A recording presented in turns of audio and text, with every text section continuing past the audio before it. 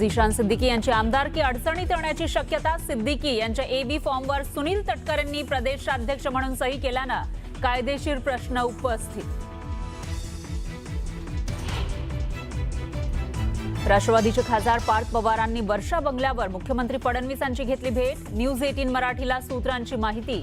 राष्ट्रवादीमध्ये सध्या सुरू असलेल्या घडामोडींच्या पार्श्वभूमीवर भेटीला महत्त्व।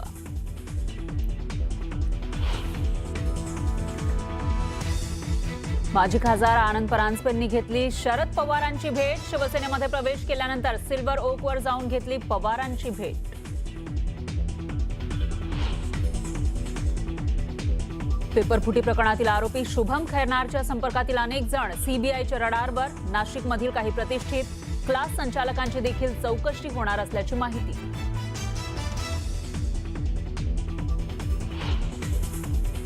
नीट पेपरफुटीचे धागेदोरे आता नांदेडमध्ये। सीबीआयची तब्बल 8 तास झाडाझडती।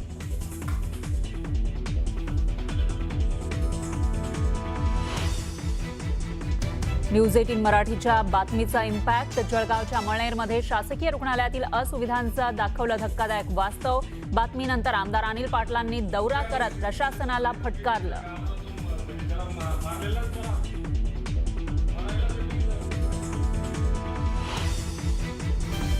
आणि बुलेटिनच्या सुरुवातीला एक मोठी बातमी आहे। नीट पेपर लीक प्रकरण सध्या देशभरामध्ये गाजतंय आणि याच प्रकरणाची एक मोठी अपडेट आहे ती म्हणजे आरोपी मनीषा मांढरेला न्यायालयाने 14 दिवसांची सीबीआय कोठडी सुनावलेली आहे। या काळामध्ये सीबीआय तिची सखोल चौकशी करणार आहे। तपासासाठी अनेक ठिकाणी तिला घेऊन जाण्याची सुद्धा शक्यता आहे। या प्रकरणात काही खुलासे धक्कादायक असे खुलासे होण्याची शक्यता वर्तवली जाते। त्यामुळे आता मनीषा मांढरेच्या चौकशीतून नेमकं काय काय समोर येतं याकडे लक्ष आहे।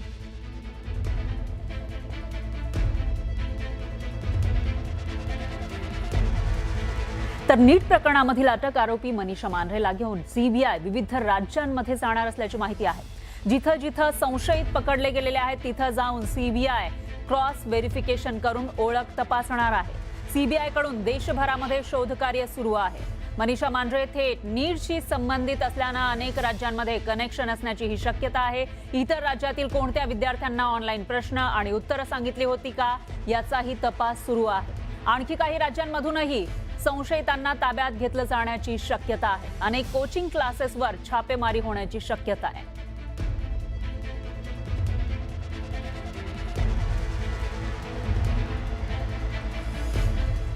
या नीट पेपरफुटी प्रकरणाचे धागेदोरे आता नांदेडपर्यंत पोहोचलेले आहेत। या प्रकरणामध्ये शनिवारी सीबीआयच्या पथकानं नांदेड शहरामधील विद्युतनगर भागामध्ये एका कुटुंबाची चौकशी केली।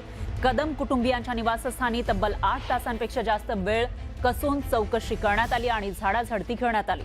कदम यांनी मुलीसाठी 5 लाख रुपयामध्ये नीटचा पेपर खरेदी केल्याचा आरोप आहे। त्यानुसार सीबीआयच्या पथकानं शनिवारी सकाळीच विद्युतनगर भागातील कदम यांच्या फ्लॅटवर छापा टाकला। या पथकानं सकाळपासूनच घरातील सर्व महत्त्वाच्या कागदपत्रांची बारकाईने तपासणी केली।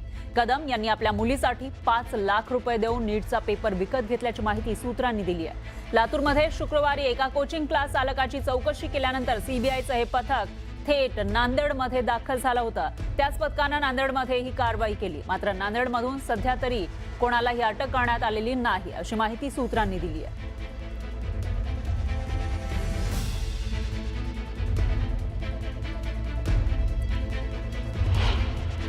या नीट पेपर फुटीचे धागेदोरे नांदेडपर्यंत कसे पोहोचतात आपण बघूयात। ग्राफिक्सच्या माध्यमातून नांदेडमधील कदम कुटुंबाची सीबीआय कडून चौकशी केली जाते।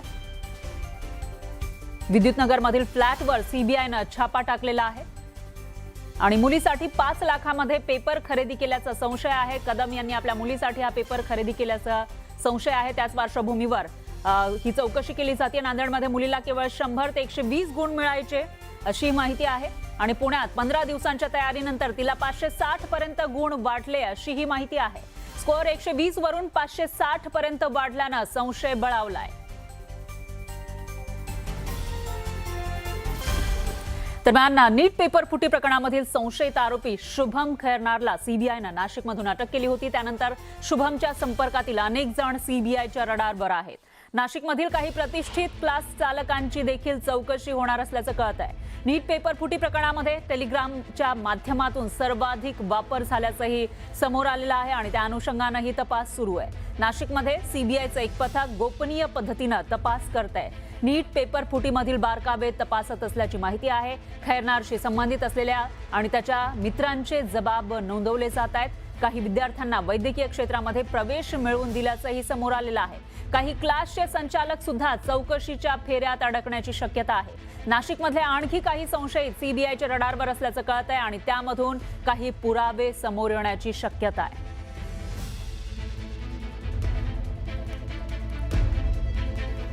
दरम्यान देशभरामध्ये गाजत असलेल्या नीट घोटाळ्याचा मास्टरमाइंड पी.व्ही. कुलकर्णीबाबत नवी माहिती समोर आली आहे। कुलकर्णी हा मूळ बीडचा आहे। बीड शहरातील शाहूनगर भागामध्ये त्याचं वडिलोपार्जित घर होतं। ते पाडून आता त्या घराच्या जागेवर खर्च करून टोलेजंग 5 मजली सदनिकेची इमारत उभारली जाते।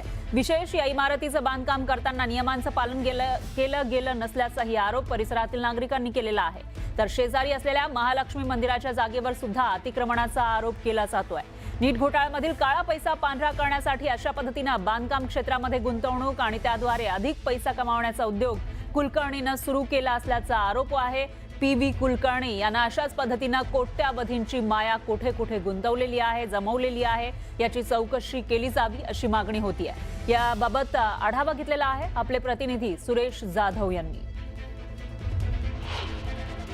देशभर गाजत असलेल्या नीट घोटाळ्याचं बीड कलेक्शन उघडकीस आलं आहे आणि यातील प्राध्यापक पी.व्ही. कुलकर्णी यांना उच्चस्तरीय तपासी यंत्रणांनी ताब्यात घेतलेलं आहे। त्यांची कसून चौकशी देखील सुरू केली। तर याच पी.व्ही. कुलकर्णी याचा बीड शहरामध्ये टोलेजंग सदनिका उभारण्याचं सुरू आहे। आपण पाहतोय या ठिकाणी ही त्याची मूळ जागा आहे आणि याच ठिकाणी ही सदनिका उभारली जाते। विशेषतः ही सदनिका उभारत असताना जी नगरपालिकेच्या परवानग्या आहेत त्या संदर्भात देखील परवानग्या घेतल्या गेल्यात का हे देखील पाहणं महत्त्वाचं आहे। विशेषतः शेजारी असलेलं जे काही ओपन पेसवरती इथं महालक्ष्मीचं मंदिर आहे, मात्र जो ओपन पेस आहे तो देखील रेकॉर्डवरती कमी दिसत असल्याचं देखील सांगितलं जातं आणि विशेषतः या ज्या ठिकाणी ही सदनिका बांधायला चालू हा रस्ता आहे, रस्त्यावरती देखील समोर अशा पद्धतीनं बांधकाम करत असताना जे नियम आहेत आणि नगरपालिकेचे नियम आहेत ते देखील पाळले गेलेले आहेत। दुसरीकडे नीट परीक्षेच्या घोटाळ्याच्या माध्यमातून जी कोट्यावधी रुपयाची माया कमवली त्याच्या माध्यमातून अशाच पद्धतीने पी.व्ही. कुलकर्णी यांचे कुठं बांधकाम सुरू आहे। त्याचबरोबर ही माया गुंतवून परत डबल पैसा कमवण्याचा जो काही प्रयत्न केला जातो तो कशा पद्धतीने सुरू आहे हे देखील आता तपासी यंत्रणामधून उघड होणार आहे। मात्र सध्या तरी बीड शहरामध्ये ही जवळपास 5 मजली सदनिका आणि त्याचा प्लॅन देखील समोर आलेला आहे आणि जवळपास 32 याच्यामध्ये फ्लॅट देखील असणार आहे। त्यामुळे नेमकं हा जो काही पैसा आहे हा पैसा कशा पद्धतीने कमवला गेला, बरोबर याच सदनिकेमध्ये आणखी कोणी पार्टनरशिपमध्ये आहे का या संदर्भातली माहिती मिळू शकली नाही। नगरपालिका प्रशासनाकडून आता याची देखील चौकशी करणं अपेक्षित आहे आणि तशा पद्धतीची इथल्या लोकांकडून मागणी केली जाते। विशेषतः महालक्ष्मी मंदिर शेजारी असताना त्याच्या देखील काही जागेवरती अतिक्रमण केले का हे देखील पाहणं महत्त्वाचं आहे। एकीकडे नीट घोटाळा करून कोट्यावधी लाखो जे विद्यार्थी आहेत त्या लाखो विद्यार्थ्यांच्या भवितव्याशी खेळ करून कोट्यावधीची माया जमवणाऱ्या या पी.व्ही. कुलकर्णी याच्यावरती अशा पद्धतीने जी जमवलेली माया आहे याची देखील चौकशी केली जावी आणि जर अतिक्रमण आणि इथं ओपन पेसवरती जर अतिक्रमणाचा भाग झालेला असेल तर त्याच्यावर देखील कारवाई केली जावी अशा पद्धतीची मागणी आता बीडकरांकडून केली जाते। सुरेश जाधव, न्यूज 18 मराठी, बीड।